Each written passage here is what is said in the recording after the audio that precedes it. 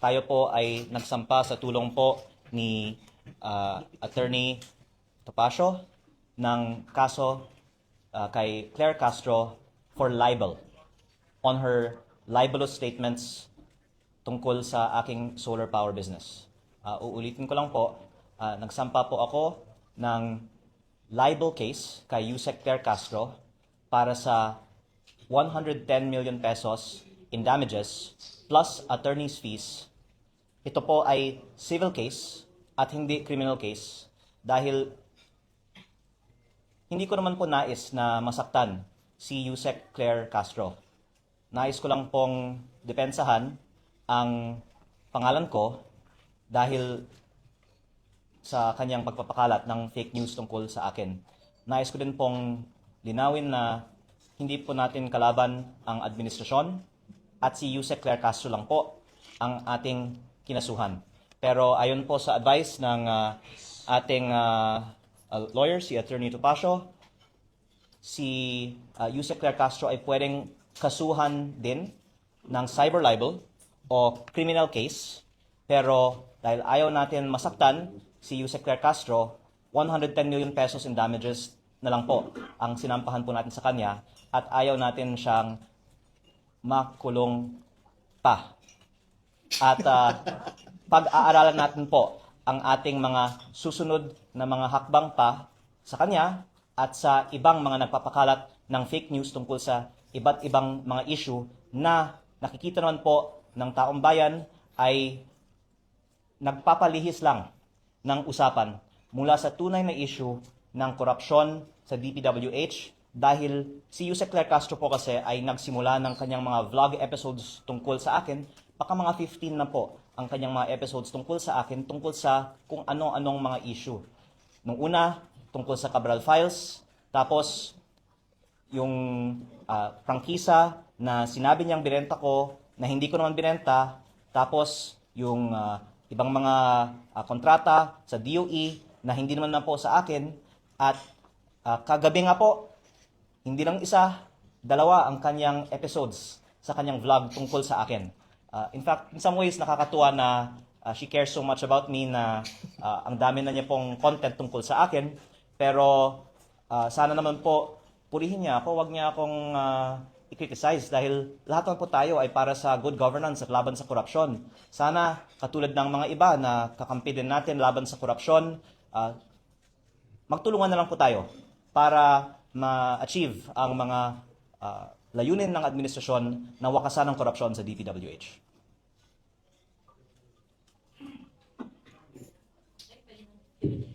Pwede na po. Talkback. Talkback na daw sabi ng Gen Alpha eh. Okay, Congressman, Gary Pacifico po sa 102.3 FM, ito po sa Batangas.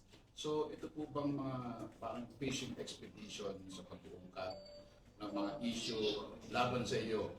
Sa palagay mo po ba, Congressman Leandro, ito po ba ay hindi doon sa mga expose, doon sa mga Cabral Files, like Cabral Files na iyong isiniwalat sa publiko? At saan patungo itong mga nangyayaring ito? Ang taong bayan na po ang pwedeng maghusga na nung lumabas lang yung Cabral Files, doon nagsimula yung mga matitinding atake nila laban sa akin.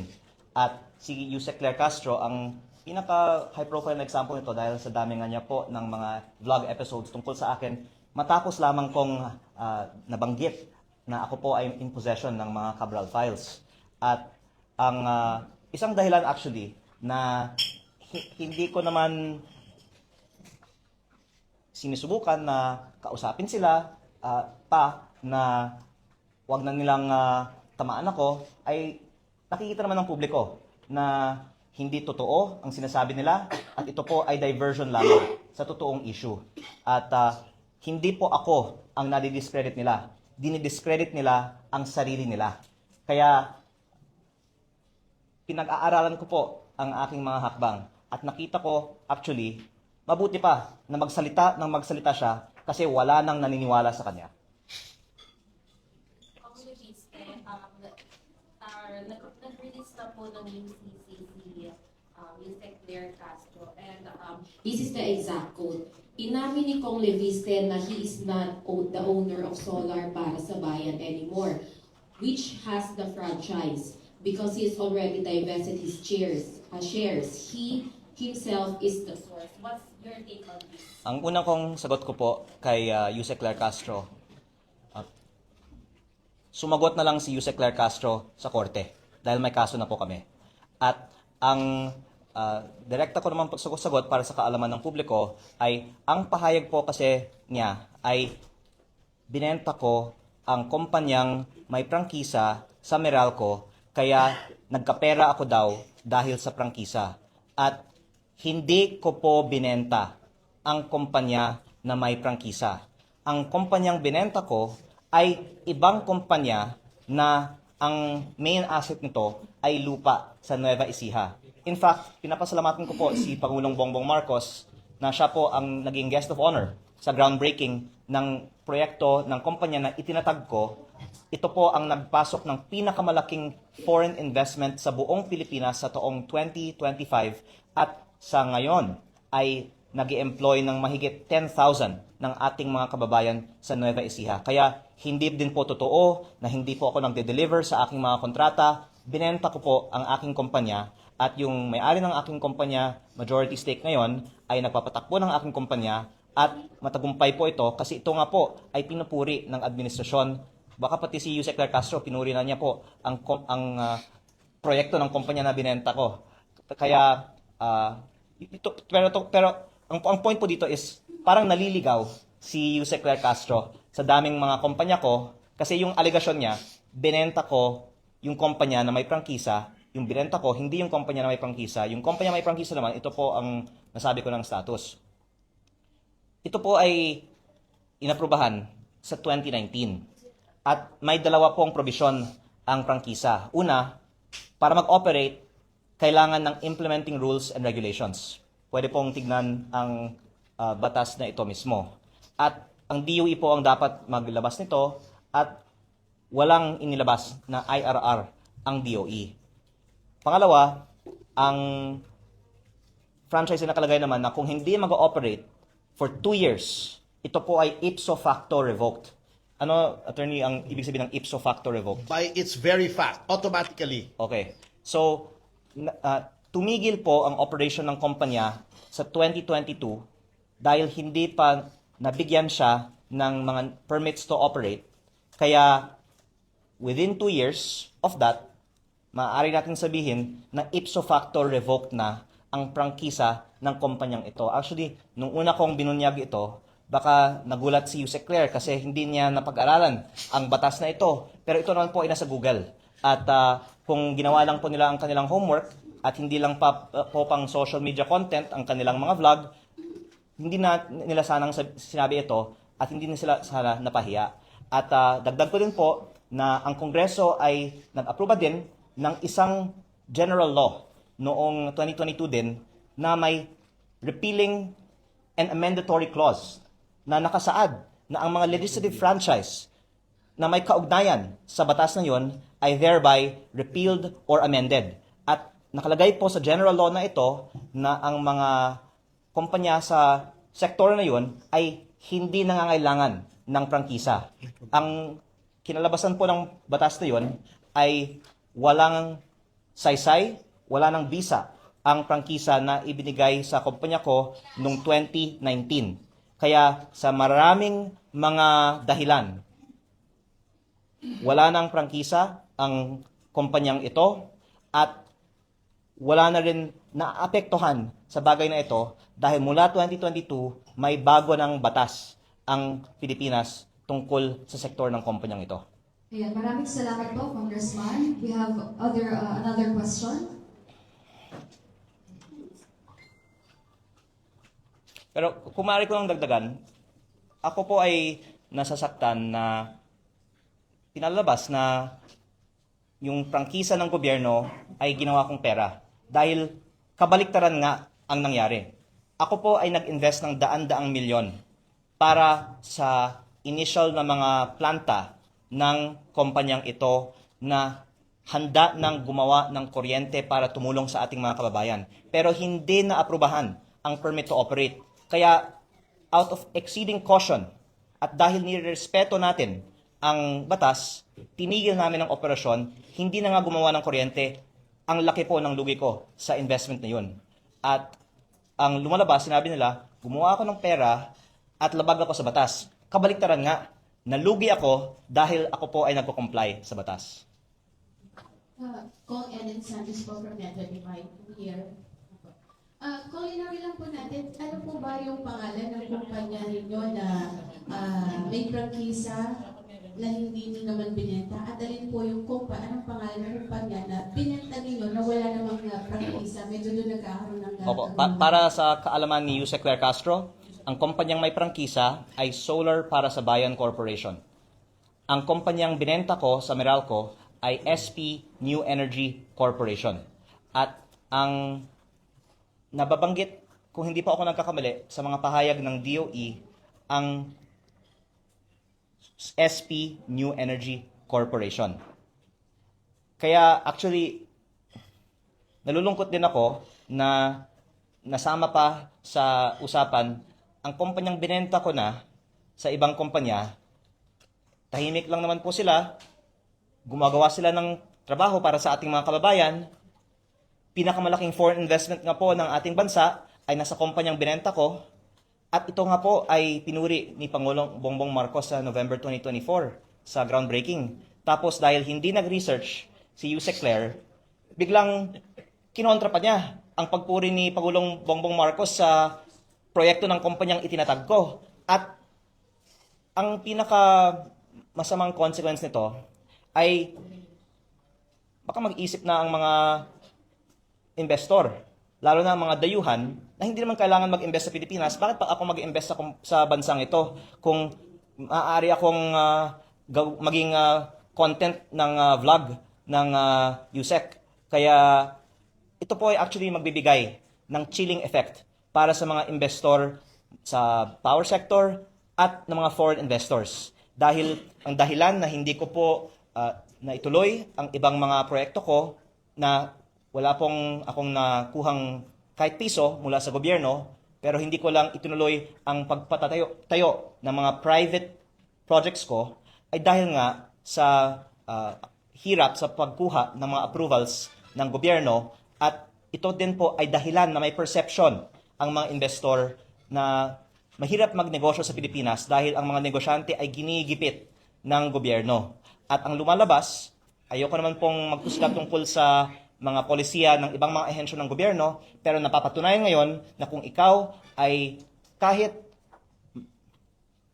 matinong investor sa Pilipinas, ginigipit ka ng PCO Undersecretary na si Claire Castro. Kaya ang hiling ko na lang po kay Yusek Claire Castro, ang vlog niya ngayong gabi ay patungkol sa paano natin itaas ang foreign direct investment sa ating bansa at paano natin ayusin ang peso to dollar na ngayon ay almost 50 centavos to $1. Kung nabanggit mo kanina yung sa DOE, ano po, sabi ng DOE Secretary, ginughost niyo daw sila doon sa 24 billion peso na fine na ibinataw sa inyong kumpanya. Well, in fact, sa nabanggit niyo po kanina, parang kayo pa yung nalugi. Opo. Sa, At gusto ko lang pong linawin kasi baka akala ng iba, ito ay parang DPWH contract na binayaran ako tapos hindi ko tinapos. Yun po ang ibig sabihin ng ghost. Wala po akong kahit piso na natanggap mula sa gobyerno. Ito po ay parang nagtatayo ka ng subdivision o shopping center. Tapos hindi mo ituloy kasi hindi ka nakakuha ng mga permit to operate. At ang mga sinasabi din na ito ay nagresulta sa pagtaas ng presyo ng kuryente ay kabaliktaran din. Unang-una, pwede yung i-research at pwedeng talakayin sa ibang araw. Ako po ang nagtaguyod ng mas mababang mga presyo sa power industry. Kaya maraming ang mga nagalit na pinapababa ko ang presyo. Kaya ang mga may gusto ng mataas na presyo ay may gusto din na hindi matuloy ang ibang mga proyekto ko. Pero yung nagpapataas ng presyo, pag ginigipit ng gobyerno ang mga investor, kaya hindi natutuloy ang mga proyekto. Kaya kumihiling na lang ako sa mga nagsasalita na imbes na mag-atake sa akin, mag-isip na lang tayo ng mga paraan na manghikayat ng mga investor na magtayo ng mga investment sa ating bansa. Yan. Meron po tayong susunod na katanungan. Makikiabot na lang po ng isa po munang mic. Okay po, please go ahead po. Pero lilinawin ko lang po, si Secretary Sharon Gurin din ay kaibigan ng aking ina. Kaya ang aking mga pahayag po ay directed kay Yusek Claire Castro, hindi po sa aking mga iginagalang na ibang mga kawani ng gobyerno. Sir, the Senate has sent an invitation through the Office of the Speaker for you to attend the Blue Ribbon Committee.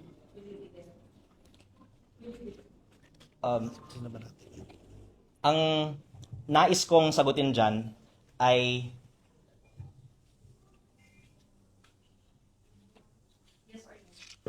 sana ay sana gulatin na lang natin sila kung darating ako o hindi. Pero okay, dahil tinanong niyo ako, gusto ko talaga. Basta papayagan ako, pupunta po ako. At ako po ay nakatanggap naman po ng imbitasyon. At ako po ay lubos na nagpapasalamat sa mga nananawagan para sa transparency sa paggamit ng pondo ng bayan, higit po sa lahat kay Senate President Pro Tempore Ping Lacson. Dahil yung mga ginagawa niya po talaga ay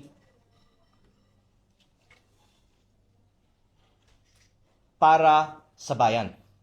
Marami pong mga natatamaan sa mga Blue Ribbon Committee hearings na ito.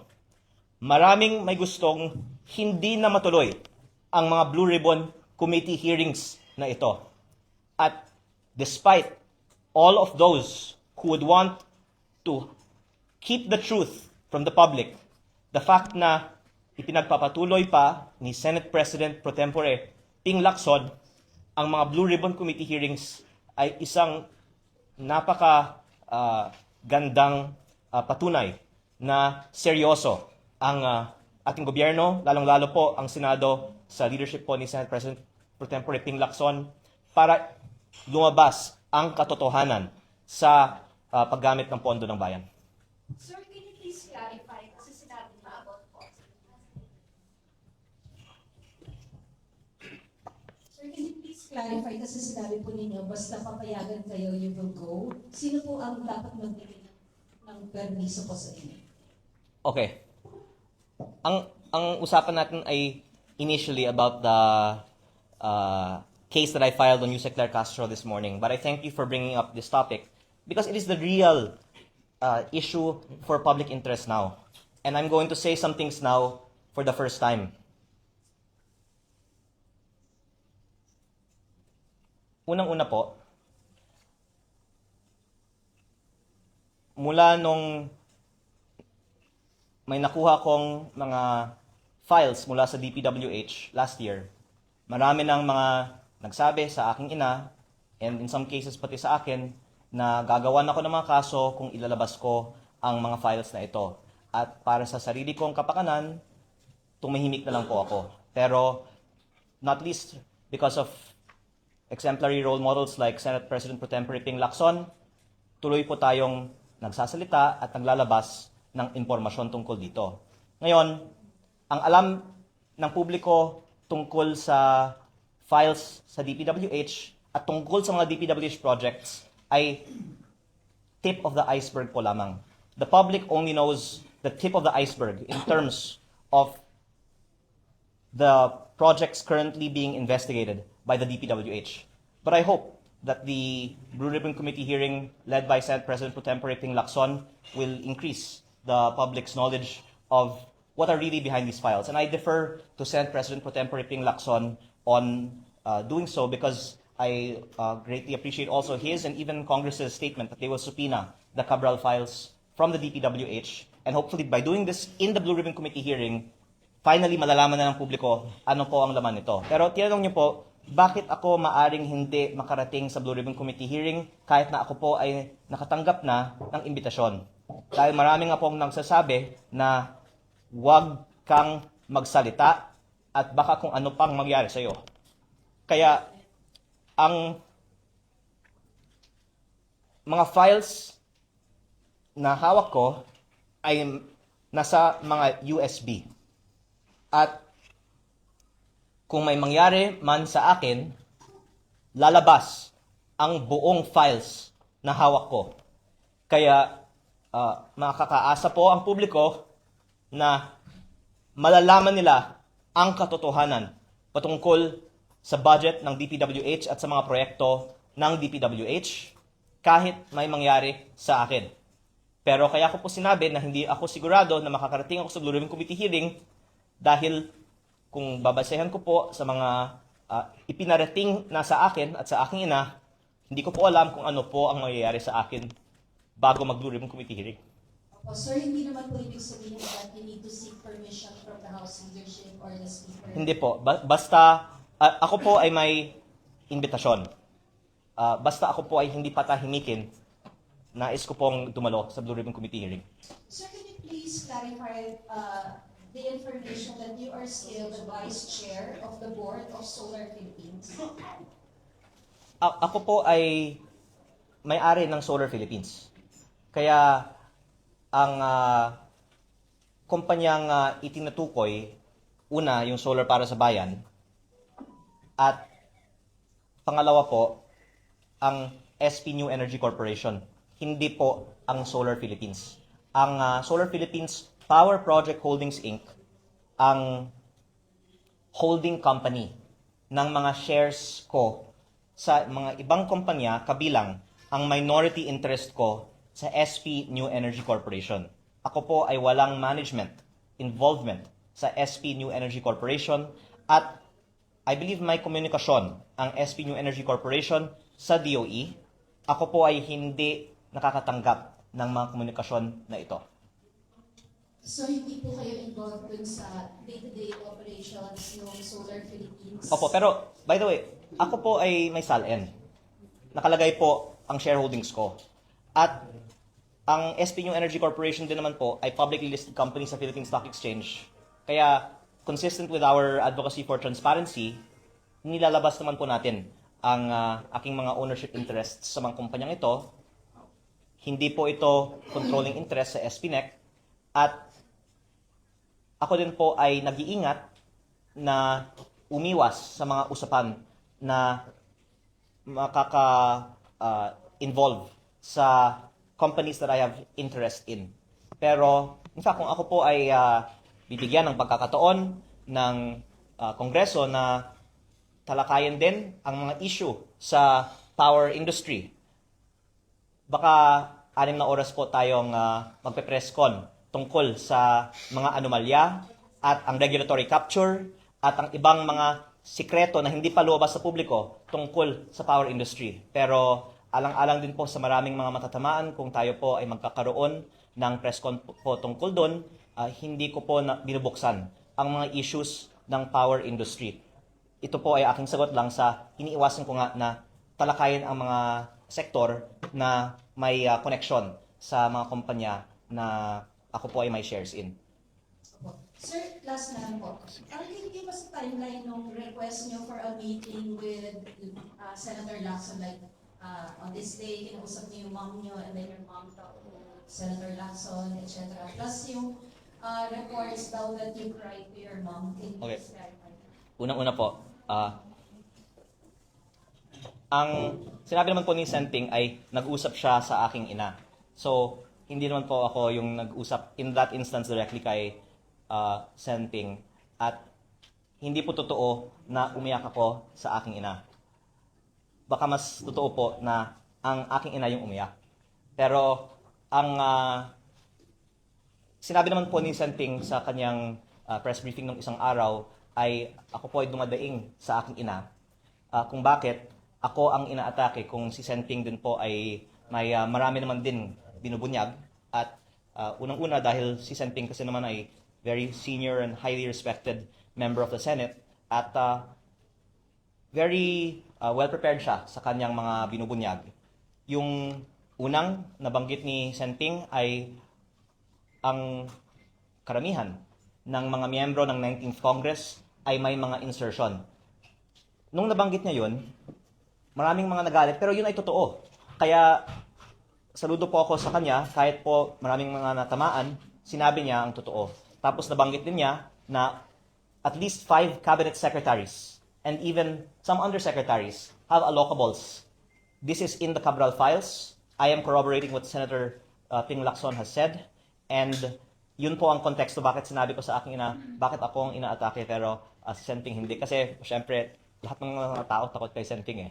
Kaya ang isa naman na nabanggit ni Senping sa kanyang press briefing, which I'm thankful for his example, is nung siya naman po ay nagsimula din, marami naman din pong mga umatake sa kanya, pero he persisted and I gain inspiration from his example. But hindi po karakter ko na umiyak sa aking ina. Baka umiyak ako sa mga interviews nyo kasi ang mga katanungan ay tungkol sa aking ina. Dahil actually, yung ikinalulungkot ko ay the fact na yung aking ina ay nasa stress dahil sa akin. At ang payo niya sa akin ay, ang ganda-ganda naman po ng aking buhay, bakit ko kailangan na magsalita patungkol dito?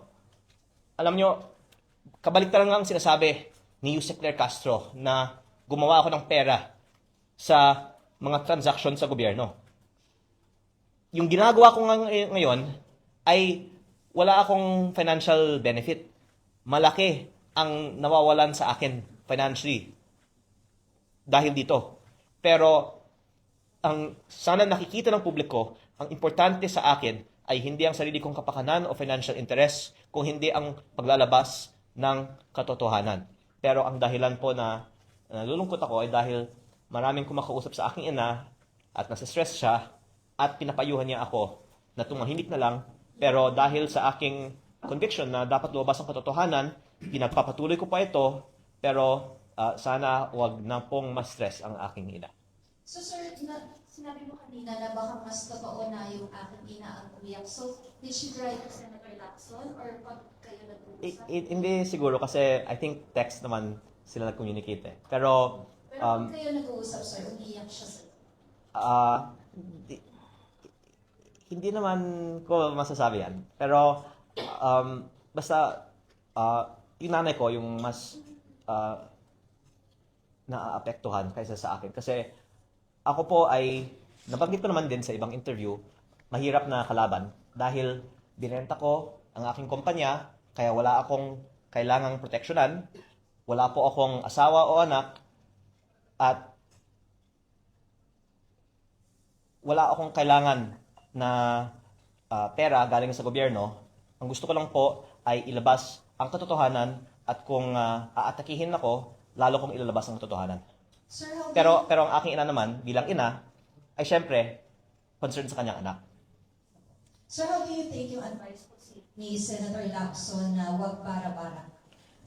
Ako po ay nagpapasalamat sa payo ni Senator Lacson at I will actually follow that kasi ilang araw naman hindi ako nagpa-interview eh. Pero problema, kinakontak niyo ako para magpa-interview. Kaya nandito tayo ngayon. Di ba? Pero, para malinaw ha, ang media yung nangungulit sa akin. Pero hindi ko nga pinagbibigyan ng ilang araw. Pero ngayon, may interview tayo. Excuse me lang ha. Can I just confer with him for a while? Pasensya.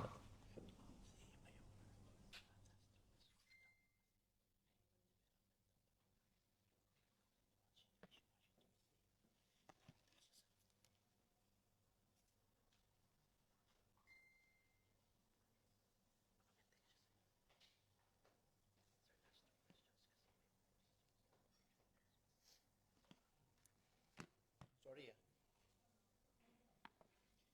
Sige, let's assume sorry. Sorry about that. As I'm speaking with you right now, the reason why Attorney Tomas told me to look at my phone is there are really threats to me right now. Dahil baka noon hindi alam ng iba ang ibang hawak ko maliban sa Cabral Files. Ang lumabas na sa media ay tip of the iceberg po lamang. At kung ilabas ko lahat ng mga files na hawak ko, maiintindihan ng taong bayan bakit higit pa sa lahat ng ibang mga target, ako ang pangunahing target ng iba't ibang mga personalidad sa nakaraang mga araw at linggo. At the more na inaatake ako, the more na nakikita ng taong bayan na tila may dahilan na nais ng iba na patahimikin ako, at ako naman po ay nakikinig sa payo ni Senator Ping Lacson na wag bara-bara, kaya yung mga hawak kong ebidensya, higit pa sa Cabral Files, ay hindi ko inilalabas. Pero ang taong bayan na mismo ang pwedeng makakita na tila may dahilan na napakaraming mga personalidad ay umaatake sa akin. Kung ako naman po ay walang hawak na damaging evidence, siguro marami naman pong ibang atakehin nila na lang. O maraming ibang mga talakayin nila na lang. Pero ang dahilan na ang daming mga umaatake sa akin ay sa kadahilanan na ang hawak kong ebidensya ay higit pa sa Cabral Files, at kung ilalabas ko ito, malaki ang magiging consequences nito para sa ating bansa, at dahil sila po ay nagmamonitor sa ating press con ngayon, ako po ay sumusunod sa payo ni Senator Ping Lacson na wag bara-bara. Basta wag nyo akong patayin. Dahil kung papatayin nyo ako, lalabas ang buong katotohanan ng mga ginawa ninyo sa DPWH.